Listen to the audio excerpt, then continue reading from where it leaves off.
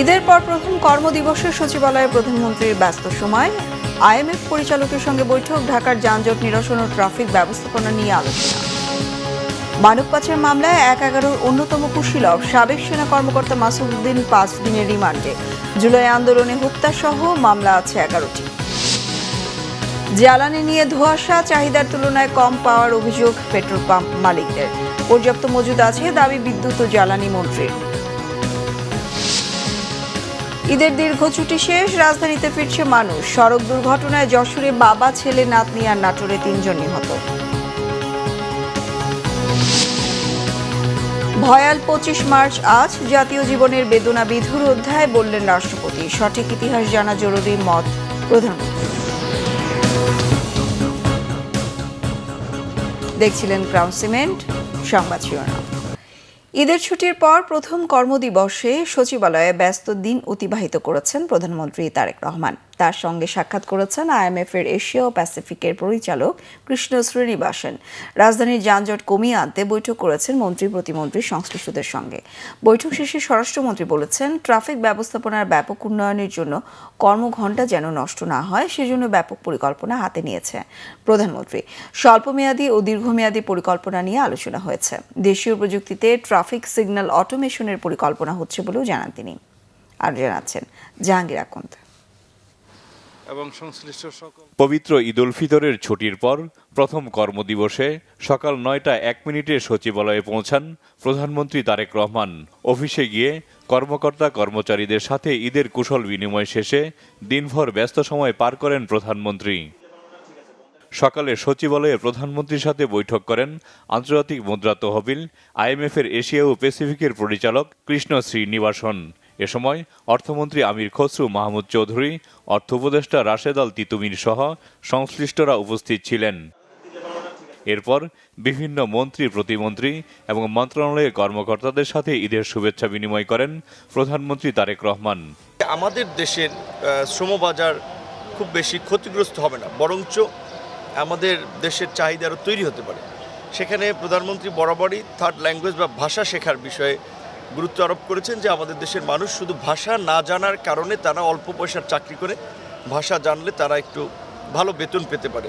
দুপুরে মন্ত্রিপরিষদ বিভাগে প্রধানমন্ত্রীর দপ্তরে অনুষ্ঠিত হয় ঢাকা শহরের যানজট নিরসন ও ট্রাফিক ব্যবস্থাপনা আধুনিকায়ন সংক্রান্ত সভা।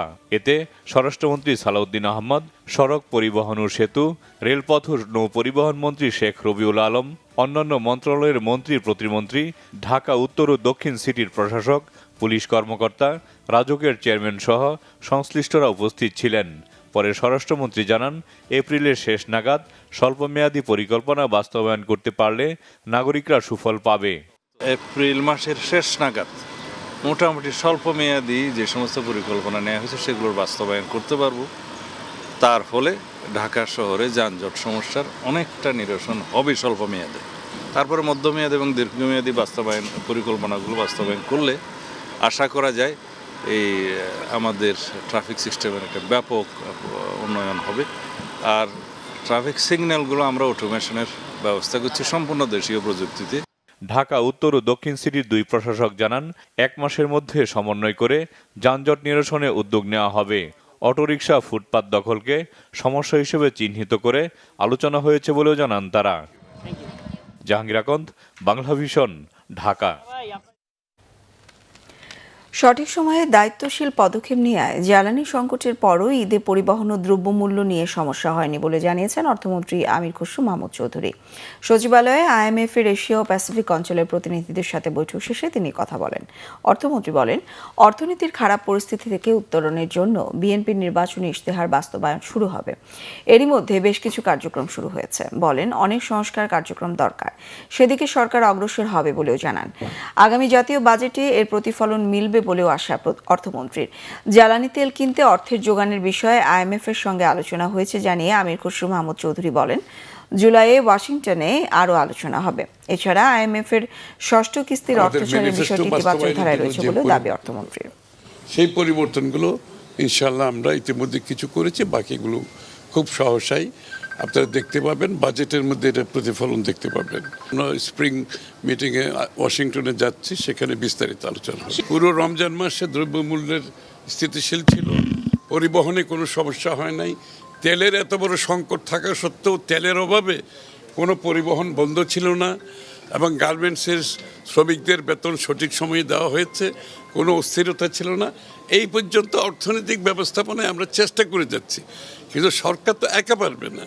আমরা সকলের দেশবাসীর কাছে আবেদন করব, সকলকে সহযোগিতা করতে হবে, সহানুভূতিশীল হতে হবে, সংযম আমাদের মধ্যে আসতে হবে। ১/১১ সময়ের আলোচিত সাবেক সেনা কর্মকর্তা ও ফেনী ৩ আসনের সাবেক সংসদ সদস্য মাসুদউদ্দিন চৌধুরীকে মানব পাচার আইনের এক মামলায় জিজ্ঞাসাবাদের জন্য 5 দিনের রিমান্ড মঞ্জুর করেছেন আদালত। মঙ্গলবার বিকেলে শুনানি শেষে ঢাকার মেট্রোপলিটন ম্যাজিস্ট্রেট আমিনুল ইসলাম জুনায়েদের আদালত এই আদেশ দেন। আদেশে ন্যায় বিচার প্রতিষ্ঠিত হয়নি দাবি করে আসামি পক্ষের আইনজীবী উচ্চ আদালতে যাওয়ার কথা জানিয়েছেন। আরও জানাচ্ছেন মেজবা রহমান। বিকেলে আদালতে তোলা হয় এক সময়ের ক্ষমতাধর সেনা কর্মকর্তা ও ফেনী ৩ আসনের সাবেক সংসদ সদস্য মাসুদউদ্দিন চৌধুরীকে। এ সময় মালয়েশিয়ায় শ্রমিক পাঠানোর নামে প্রতারণা ও অর্থ কেলেঙ্কারি সহ জ্ঞাত আয় বহির্ভূত সম্পদ অর্জন ও পাচারের অভিযোগ এনে 5 দিনের রিমান্ড চায় গোয়েন্দা পুলিশ।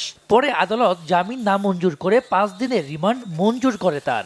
টাকাগুলো তারা বিদেশেও পাচার করেছে এবং দেশেও তারা বিভিন্ন জায়গায় এগুলি অবৈধভাবে লগ্নি করে রেখেছে, এবং যে লোকগুলোকে তারা বিদেশে পাঠিয়েছে সেই যে লোকগুলো সেখানে মানবতা জীবনযাপন করেছে, তাদেরকে অমানবিক নির্যাতন করা হয়েছে। তো সেই জন্য সব কিছু মিলিয়ে তাদেরকে এই বিষয়গুলো বের করার জন্য তদন্তকারী কর্মকর্তা তার বিরুদ্ধে 5 দিনের রিমান্ড মঞ্জুর চেয়েছিল, প্রার্থনা করেছিলেন। বিজ্ঞ আদালত এই 5 দিনের রিমান্ড মঞ্জুর করে তাকে জিজ্ঞাসাবাদ করার জন্য তদন্তকারী কর্মকর্তার হাতে ন্যস্ত করেন। তবে এই আদেশে ন্যায় বিচার প্রতিষ্ঠিত হয়নি দাবি করেন আসামি পক্ষের আইনজীবী। আমরা আজকের যে অর্ডার বা আদেশ হয়েছে তার এগেইনস্টে আমরা উচ্চ আদালতে যাব। আমরা আশা করি উচ্চ আদালতে ন্যায় বিচার প্রতিষ্ঠিত হবে। এদিকে গত 5 আগস্ট ছাত্র জনতার গণঅভ্যুত্থানের পর থেকে আত্মগোপনে থাকলেও সোমবার মধ্যরাতে ঢাকা মহানগর গোয়েন্দা পুলিশের হাতে ধরা পড়েন মাসুদউদ্দিন চৌধুরী। মেজবা রহমান, বাংলা ভিশন, ঢাকা। স্বরাষ্ট্রমন্ত্রী সালাউদ্দিন আহমেদ বলেছেন, জুলাই যোদ্ধাদের সুরক্ষা ও দায় মুক্তির অধ্যাদেশের বিষয়ে সংসদের বিশেষ কমিটি একমত হয়েছে। আর আইনমন্ত্রী আসাদুজ্জামান জানিয়েছেন, সংবিধান ও জন আকাঙ্ক্ষা দুটোকেই গুরুত্ব দিয়ে কাজ করছে বিশেষ কমিটি।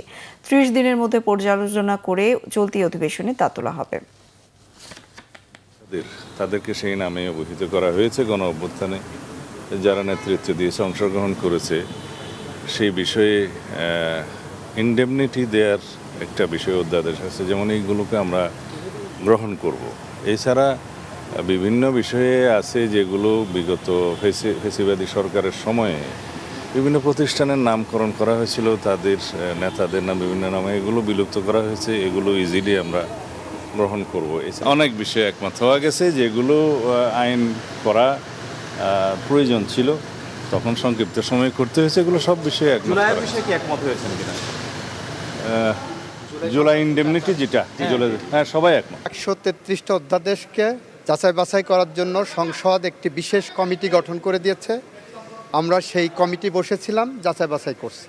সংবিধান এবং জন আকাঙ্ক্ষা দুইটাকে সমন্বয় করে, সংবিধান অবশ্যই সবার থেকে এগিয়ে থাকে, সেটাকে আমাদের একটা আইনগত বাধ্যবাধকতা 30 দিন, আমরা সেই বাধ্যবাধকতার মধ্যেই থাকব। আমরা সাংবিধানিকভাবে এগিয়ে যাব। জ্বালানি সংকট নিয়ে চলছে ধোঁয়াশা। ফিলিং স্টেশন মালিকদের অভিযোগ, প্রয়োজনের তুলনায় কম জ্বালানি পাচ্ছেন তারা। অপরদিকে বিদ্যুৎ জ্বালানি খনিজ সম্পদ মন্ত্রী ইকবাল হাসান মাহমুদ টুকু বলেছেন, সরকারের হাতে পর্যাপ্ত পরিমাণ জ্বালানি তেল মজুদ রয়েছে, এখনই তেলের দাম বাড়ানোর কোনো পরিকল্পনা নেই। গতকাল পাম্পগুলোতে দেখা গেছে ভোক্তাদের দীর্ঘ লাইন। বিস্তারিত মামুন আবদুল্লাহ রিপোর্টে। দেশে মধ্যপ্রাচ্য যুদ্ধের প্রভাব আগেই পড়েছে। জ্বালানি সংকটে দীর্ঘদিন ডিজেল অকটেনের সংকটে ভোক্তারা। পাম্প স্টেশনের বাইরে এমন লম্বা সারি এখন নিত্যদিনের ঘটনা। কোথাও কোথাও জ্বালানি না থাকায় বন্ধ রয়েছে স্টেশন। অলস সময় পার করতে দেখা যায় পাম্প স্টেশনের কর্মকর্তা কর্মচারীদের। ডিজেলও নাই, অকটেনও নাই। আমাদের তেল আজকে আসবে, তারপর আমরা দিব আর কি। আমাদের শুধু তেল দেয় হলো 9000 অকটেন, 9000 ডিজেল দেয়, হয়তো সন্ধ্যার আগে শেষ হয়ে যায়। এইটা নিয়ে 6 নাম্বার। এর আগে সবগুলোতে ঘুরছি, ওগুলিতে এক একটাতে প্রায় 150-200 লোক দাঁড়ানো, 2টাতে দিতেছে, বাকি 3টাতে নাই। তেল তো পাওয়া যাচ্ছে না, 4-5 ঘন্টা সিরিয়ালে থাকার পরও তেল পাওয়া যাচ্ছে না। ব্যবস্থা চলতে থাকলে তো গাড়ি তো পার্কিংয়ে রাখা ছাড়া আর কোনো উপায় নেই। রাস্তার জল তো বাচ্চাদের একটা ইমার্জেন্সির বিষয় আছে, ফ্যামিলির বিষয় আছে, ইমার্জেন্সি একটা হসপিটালে যেতে হইতে পারে, স্কুল কলেজ সব তো বন্ধ করা উচিত। তাহলে স্টেশনের কর্মকর্তারা বলছেন চাহিদার তুলনায় ডিপো থেকে কম জ্বালানি সরবরাহ করা হচ্ছে তাদের। অপরদিকে ভোক্তারা প্রয়োজনের তুলনায় অতিরিক্ত ডিজেল অকটেন নেয়াতে সংকট আরও ঘনীভূত হচ্ছে। এ যাবৎকাল আমরা 24,000 লিটার প্রতিদিন বিক্রি করি, 21 থেকে 24,000। এখন আমাদের তেল দেওয়া হয় অনলি 9,000 লিটার, যেটা বিকালে আসে, 2টার দিক থেকে দেওয়া শুরু করি, সন্ধ্যার মধ্যে শেষ। একবার নিয়ে গেল তো আবারও সিরিয়াল ছোট থাকলে আবার সিরিয়াল ধরে আসতেছে, এমন করছে। এদিকে সচিবালয়ে সাংবাদিকদের এক প্রশ্নের জবাবে বিদ্যুৎ, জ্বালানি ও খনিজ সম্পদ মন্ত্রী ইকবাল হাসান মাহমুদ টুকু বলেছেন, জ্বালানি তেলের কোনো সংকট নেই। সরকারের কথা অমান্য করে অনেক স্টেশন রেশনিং করে সীমিত পরিসরে তেল দিচ্ছে। হঠাৎ করে এরকম ডিমান্ড বেড়ে গেছে যে যারা নাকি সারা দিনে যে তেল বিক্রি করতো সেই তেল 3 ঘন্টায় এসে শেষ করে ফেলছে। হঠাৎ করে মানুষ হুমড়ি খেয়ে পড়ছে পেট্রোল পাম্পে। আমরা তো একটা প্রসেসের পেট্রোল পাম্প চলে, আমরা যেভাবে তেল দেশে বাড়িতে দেয় সেই নিয়মের এখন ভেঙে পড়ছে সেই নিয়মটা। আমি জনগণের কাছে আজকে আপিল করছি যে এত হাসাস করেন না, তেল আছে, তেল পাবেন আপনারা। জ্বালানি তেল সংকটে মাঠ পর্যায়ে সরকারের নজরদারি বাড়ানোর তাগিদ সচেতন ভোক্তাদের। মামুন আব্দুল্লাহ, বাংলা ভিশন, ঢাকা। শেষ হয়েছে ঈদের ছুটি। গত 2 দিন ধরে মানুষ ফিরছে রাজধানীতে। দক্ষিণাঞ্চল থেকে লঞ্চে আসা মানুষের ভিড় কিছুটা বেড়েছে সদরঘাটে। অনেকে কর্মস্থলে যোগ দিতে একটু আগেভাগেই রাজধানীতে ফিরতে শুরু করেছেন। এদিকে কমলাপুর রেল স্টেশনেও রাজধানী ফেরত যাত্রীর চাপ তুলনামূলক কম। তবে কমলাপুরে গতকালও রাজধানী ছেড়ে যাওয়া মানুষের ভিড় দেখা গেছে। বৃহস্পতিবার স্বাধীনতা দিবসের ছুটি থাকায় এখনও পুরোপুরি শুরু হয়নি মানুষের ঢাকায় ফেরা। মুহিবুল্লাহ মুহিবের রিপোর্টে থাকছে বিস্তারিত। এখনো দক্ষিণাঞ্চলের বিভিন্ন এলাকার মানুষের অন্যতম প্রধান বাহন লঞ্চ। ঈদে নৌপথে বাড়ি ফেরা মানুষের সংখ্যা কম নয়। ঈদ শেষ, ধীরে ধীরে মানুষ ফিরতে শুরু করেছেন নিজ নিজ কর্মস্থলে। তবে লঞ্চগুলোতে সপরিবারে ফেরার সংখ্যা তুলনামূলক কম। সদরঘাটের নিরাপত্তা ও শৃঙ্খলা রক্ষায় নেওয়া হয়েছে বাড়তি ব্যবস্থা। এবার ঈদটা খুবই সুন্দর কাটছে, জামজট পাইলাম না, খুবই ভালো হয়েছে। যাওয়ার সময় জাম পেলাম না, আসার সময় জাম পেলাম না। আগেই গেছি এবং আগেই চলে আসছি, যার ফলে জামটা বা কষ্টটা আমাদের হয় নাই। আত্মীয় স্বজনের সাথে সবাই এক মিলেমিশে আমরা ঈদ উদযাপন করেছি এবং খুব ভালোই লাগলো। এদিকে কমলাপুর স্টেশনেও রাজধানী ফেরত যাত্রীর চাপ তুলনামূলক কম। ঈদে যারা গ্রামে ফিরতে পারেননি এখনো তারা ফিরছেন ট্রেন যোগে। স্বস্তিতে স্বজনের সান্নিধ্যে ঈদ করতে পেরে খুশি ঢাকায় ফেরা মানুষ। রাজধানী সায়দাবাদ বাস টার্মিনালে গিয়ে দেখা যায় জরুরি প্রয়োজনে অফিস খোলার দিনেই ঢাকা ফিরছেন অনেকে। পরিবার পরিজনের সাথে ঈদ খুব চমৎকারভাবে কাটিয়েছি। আজ ঈদের ছুটির পরে, দীর্ঘ ছুটির পরে আজ থেকে অফিস খোলা, এই জন্য আমরা অফিসে আসছি। তো ঈদ আল্লাহর রহমতে আলহামদুলিল্লাহ ভালোই কাটাইলাম। বাবা আছে, ওয়াইফ আছে, বাচ্চা আছে, তাদের সাথে ঈদ কাটাইলাম। গেছিও আরামে, আইসিও আরামে, কোনো সমস্যা না। ভাড়াটা বেশি, তেমন বেশি নেই, 50 টাকা বেশি। যেটা চলে আসলাম এমনি খোলামেলা ঢাকায় জন্য চলে আসলাম। জালগাড়ির থেকে ঢাকায় ভাড়া নিজে সায়দাবাদ 900 টাকা, অন্যান্য সময় 500 টাকা, 400 টাকা। ঈদের পর প্রথম অফিস খুলেছে, তবে তার প্রভাব পড়েনি নগরীর রাস্তাঘাটে। বেশিরভাগ সড়কই যানবাহন ছিল অনেকটাই কম। মুহিবুল্লাহ মুহিব, বাংলা ভিশন, ঢাকা। নাটোর ও যশোরে একই পরিবারে 3 জন সহ 6 জন নিহত হয়েছেন। আহত বেশ কয়েকজন। তাদের কয়েকজনের অবস্থা আশঙ্কাজনক। পুলিশ ও স্থানীয়রা জানান, মঙ্গলবার সকাল 7টার দিকে নাটোরের লালপুর থেকে ঈশ্বরদীমুখী একটি ইজি বাইককে নবীনগর এলাকায় চাপা দেয় বিপরীত দিক থেকে আসা একটি ট্রাক। এতে ঘটনাস্থলে একজনের মৃত্যু হয়। চালক সহ আহত 6 জনকে হাসপাতালে নেওয়ার পর আরও দুজন মারা যায়। এদিকে যশোরের সড়ক দুর্ঘটনায় একই পরিবারে 3 জন নিহত হয়েছেন। স্থানীয়রা জানান, সোমবার দিবাগত রাতে যশোর মাগুরা সড়কে বাঘারপাড়ায় এই দুর্ঘটনা ঘটে। নিহতরা হলেন যশোরের মনিরামপুর বাজারের ইন্টারনেট ব্যবসায়ী মাহমুদ হাসান জাকারিয়া জনি, তার 4 বছরের মেয়ে সেহরিশ এবং বাবা আব্দুল মজিদ সর্দার। এছাড়া চট্টগ্রামেও সড়ক দুর্ঘটনায় এক মোটরসাইকেল আরোহী নিহত হয়েছেন। আজ ভয়াল 25 মার্চ, বাঙালির ইতিহাসের কাল রাত। ভয়াল সে রাতে ঘটেছিল বিশ্ব ইতিহাসের নৃশংসতম গণহত্যা। নিরীহ বাঙালির উপর পাকিস্তানি হানাদার বাহিনীর চালানো বর্বর গণহত্যার সেই নারকীয় হত্যাযজ্ঞের স্মরণে ও গণহত্যা দিবস পালনের লক্ষ্যে প্রতি বছর এই দিনে পালিত হয় প্রতীকী ব্ল্যাকআউট। ভয়াল রাতের আরো খবর জানাচ্ছেন সৈকত সাদিক। 25 মার্চ ভয়াল কাল রাত। 71-এর সেই সন্ধ্যা থেকেই ঘুমন্ত ও নিরীহ মানুষের উপর হত্যাযজ্ঞে মেতে উঠে পাকিস্তানি হানাদার বাহিনী। সকাল থেকেই পরিস্থিতি ছিল থমথমে। সেদিন জুলফিকার আলী ভুট্টু ও ইয়াহিয়া খান গোপন বৈঠক করে এই অঞ্চলের মানুষের উপর সামরিক শক্তি প্রয়োগের সিদ্ধান্ত নেয়। সন্ধ্যায় ইয়াহিয়া ঢাকা ত্যাগ করে। মধ্যরাতে পাকিস্তানি সৈন্যরা সাজোয়া ট্যাঙ্ক দিয়ে অপারেশন সার্চলাইট নামে ঘুমন্ত নিরস্ত্র বাঙালিদের উপর নির্বিচারে হত্যাযজ্ঞ শুরু করে। ঢাকা বিশ্ববিদ্যালয়, পিলখানা আর রাজারবাগে অতর্কিত হামলা চালিয়ে ছাত্র শিক্ষক, বাঙালি পুলিশ ও সামরিক সদস্যদের হত্যা করে। ঢাকা ছাড়াও চট্টগ্রাম, রাজশাহী, খুলনা ও সিলেট সহ দেশের বিভিন্ন জায়গায় চলে গণহত্যা। ঢাকা বিশ্ববিদ্যালয় ইকবাল হলের পাশ থেকে আওয়াজ আসতেছে, টের পাওয়া যাচ্ছে ওখানে গুলি হচ্ছে। গুলি হলে আমরা শুনছি। ধানমন্ডি 2 নম্বর রোড পর্যন্ত গেলাম, দেখলাম মোয়াজ্জমকে, তারা লেফটেন্যান্ট কমান্ডার মোয়াজ্জমকে গাড়ির পিছে বাইন্দে জিপের পিছে, সেই রক্ত দাগ এখনো পড়ে আছে। আমরা দাঁড়ানো ইত্তেফাকের সামনে হাজার হাজার লোক। 10টার দিকে, 9:30 10টার দিকে একটা আগুনের ইয়ে উঠলো আকাশে, ফ্লেয়ার, সিগন্যাল গান ফায়ার করলো। হ্যাঁ, সবুজ একটা ইয়ে আকাশের দিকে উঠলো। আর একটা লাইট উঠলো, সেটা হলো গিয়ে রাজারবাগ পুলিশ লাইন। 25 মার্চ কাল রাতে হত্যাযজ্ঞের তীব্রতা বাড়লেও মূলত তার আগে থেকে বাঙালিদের উপর চলছিল পাকিস্তানি বর্বরতা। 25 তারিখে হত্যার পর যে রক্তের বন্যা বইয়ে দিয়েছিল তারা, তারপরে ওটা শুনে না আমরা একটা বিরাট রকম একটা চেঞ্জ আমাদের মধ্যে আসলো। সারা দেশের মানুষকে একটা ঘোষণার মাধ্যমে যে সাধারণ মানুষ থেকে যোদ্ধায় পরিণত করা যায়, একটা ঘোষণাই কিন্তু আমাদেরকে করে দিল। তখন আমাদের অল্প বয়স, কম বয়স, যুদ্ধে যাওয়ার আমাদের শ্রেষ্ঠ সময়, আমরা ডিসিশন নিয়ে নিলাম। 25 মার্চ কাল রাতে কেবল ঢাকাতেই হত্যা করা হয় আনুমানিক 10,000 নিরীহ মানুষকে। তবে স্বাধীনতার 54 বছর পার হলেও অপারেশন সার্চলাইটে কতজন শহীদ হয়েছিলেন তার সঠিক পরিসংখ্যান নেই কারো কাছে। ওই সময় যারাই জয়েন করছে তারা কিন্তু নির্দ্বিধায় স্বার্থহীন দেশপ্রেমের জন্য, দেশের জন্য যুদ্ধ করছে। আমরা এখান থেকে চলে যাওয়ার আগে এটাকে এটা বন্ধ করবই, যাতে আমাদেরকে আর নিয়ে আর কেনা বেচা না হয়। হাসিনা অনেক বেচছে, 2.5 টাকা, 3 টাকা, 5 টাকা, 7.5 টাকা হিসাবে বিক্রি করছে।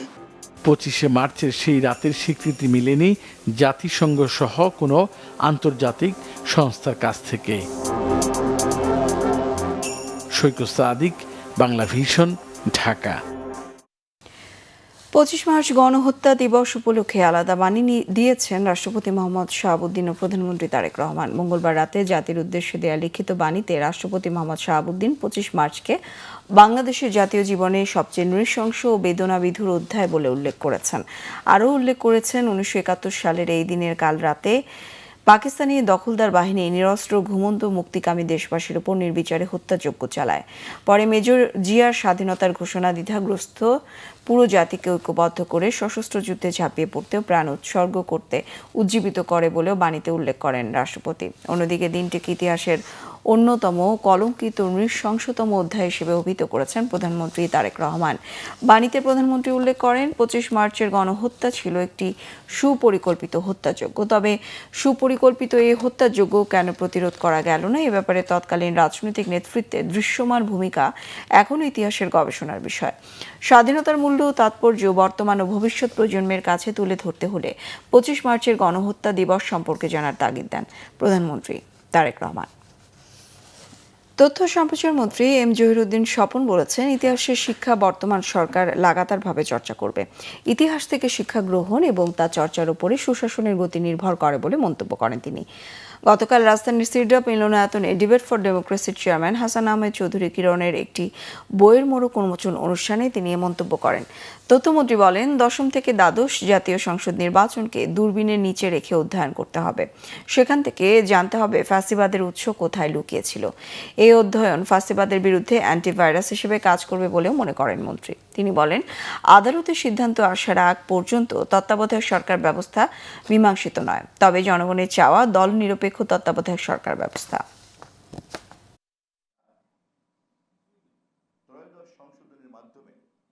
আমাদের দেশে এই মুহূর্তেও তত্ত্বাবধায়ক সরকার ব্যবস্থা আদালতের বিচারাধীন আছে। এখনো পর্যন্ত আদালতের সেই চূড়ান্ত রায় না হওয়া পর্যন্ত এবং রাষ্ট্রপতির যেই আদেশের বলে আমাদের সংবিধান সংস্কার পরিষদ গঠিত হয়েছে, সেই সংক্রান্ত আলোচনা যেটি সংসদে চলছে তার মীমাংসা না হওয়া পর্যন্ত তত্ত্বাবধায়ক সরকারের ভবিষ্যতের সাংবিধানিক অবস্থানটা পরিষ্কার হবে না। ব্রাহ্মণবাড়িয়া নাসিরনগরে পূর্ব শত্রুতার জেরে ফের দুই গোষ্ঠীর সংঘর্ষে 2 জন নিহত হয়েছে। এ ঘটনায় আহত হয়েছে অন্তত 50 জন। গতকাল সকালে উপজেলার গোয়ালনগর গ্রামে রহিম তালুকদার গোষ্ঠী ও কাশেম গোষ্ঠীর লোকজনের মধ্যে এই সংঘর্ষ হয়। পুলিশ ও স্থানীয়রা জানায়, গত মঙ্গলবার এই দুই গ্রুপের মধ্যে সংঘর্ষ হয়। এরই জেরে মঙ্গলবার সকালে ফের তারা টেটা বল্লম সহ দেশীয় অস্ত্রশস্ত্র নিয়ে সংঘর্ষে জড়ালে উভয় পক্ষের অন্তত 50 জন আহত হয়। এ সময় রহিম গোষ্ঠীর আক্তার মিয়া নামে একজন নিহত ও কাশেম গোষ্ঠীর হাবিবুর রহমান চিকিৎসাধীন অবস্থায় একটি হাসপাতালে মারা যান। খবর পেয়ে পুলিশ ঘটনাস্থলে পৌঁছে পরিস্থিতি নিয়ন্ত্রণে আনে। এদিকে চাঁপাইনবাবগঞ্জ সদর উপজেলার কুথালিপাড়া গ্রামে সালিশ বৈঠককে ঘিরে ঘণ্টাব্যাপী দুপক্ষের মধ্যে সংঘর্ষ, অর্ধশতাধিক ককটেল বিস্ফোরণ ও বাড়িঘরে অগ্নিসংযোগের ঘটনা ঘটেছে। এ সময় কয়েকটি বসত বাড়িতে লুটপাটের ঘটনাও ঘটে। পরে পুলিশ ঘটনাস্থলে পৌঁছে পরিস্থিতি নিয়ন্ত্রণে আনে। সংবাদ শেষ করব ক্রাউন সিমেন্ট শিরোনামগুলো আরও একবার জানিয়ে। ঈদের পর প্রথম কর্মদিবসে সচিবালয়ে প্রধানমন্ত্রীর ব্যস্ত সময়। আইএমএফ পরিচালকের সঙ্গে বৈঠক, ঢাকার যানজট নিরসন ও ট্রাফিক ব্যবস্থাপনা নিয়ে আলোচনা। মানব পাচার মামলায় 1/11 অন্যতম কুশীলব সাবেক সেনা কর্মকর্তা মাসুদ উদ্দিন 5 দিনের রিমান্ডে। জুলাই আন্দোলনে হত্যাসহ মামলা আছে 11টি। জ্বালানি নিয়ে ধোঁয়াশা, চাহিদার তুলনায় কম পাওয়ার অভিযোগ পেট্রোল পাম্প মালিকদের। পর্যাপ্ত মজুদ আছে দাবি বিদ্যুৎ ও জ্বালানি মন্ত্রীর। ঈদের দীর্ঘ ছুটি শেষ, রাজধানীতে ফিরছে মানুষ। সড়ক দুর্ঘটনায় যশোরে বাবা, ছেলে, নাতনি আর নাটোরে 3 জন নিহত। ভয়াল 25 মার্চ আজ, জাতীয় জীবনের বেদনা বিধুর অধ্যায় বললেন রাষ্ট্রপতি। সঠিক ইতিহাস জানা জরুরি, মত প্রধানমন্ত্রী। এই ছিল এখনকার মতো। পরের সংবাদ সকাল 7:30টায় দেখার আমন্ত্রণ রইল। এছাড়া বাংলাভিশন সংবাদ ও সংবাদ সংশ্লিষ্ট অনুষ্ঠান দেখতে ভিজিট করুন www.bbnews24.com ও facebook.com/banglavisionnews। সাবস্ক্রাইব করুন youtube.com/banglavisionnews। সঙ্গে থাকায় ধন্যবাদ সবাইকে।